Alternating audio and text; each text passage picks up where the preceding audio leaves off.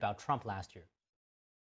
And I think that the president was deeply concerned by the editing, the purposeful and dishonest editing of his speech that was so clearly fake news. And he rightfully dubbed that term many years ago. And this is a classic example of that. We see it in the United States all the time.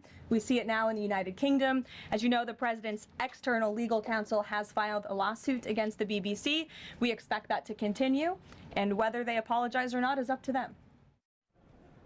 Levitt was also asked if this would strain the president's relationship with the prime minister since the BBC is publicly funded.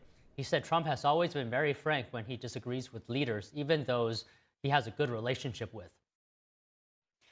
And President Trump says he has an obligation to sue the BBC. He made the comment during an interview on Fox News yesterday that aired. Take a listen.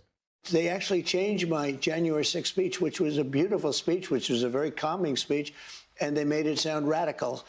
And they actually changed it. What they did was rather incredible. They're showing me the results later on, the results of what they did, how they butchered it up. But tonight you are saying to our viewers that you will go forward and file a defamation lawsuit against the BBC. Well, I think I have an obligation to do it because you can't allow people to do that. The BBC has been plunged into its biggest crisis in decades after its two most senior staff, Director General Tim Davie and Head of News Deborah Turness, quit over the weekend. That follows criticism over accusations of bias at the BBC, including over how it edited the speech by President Trump. The broadcaster spliced together two parts of a January 6, 2021 speech that occurred nearly an hour apart. The end result made it appear like Trump directed his supporters to breach the U.S. Capitol. President Trump has threatened to sue the BBC for at least $1 billion. BBC Chair Samir Shah has apologized for editing the footage.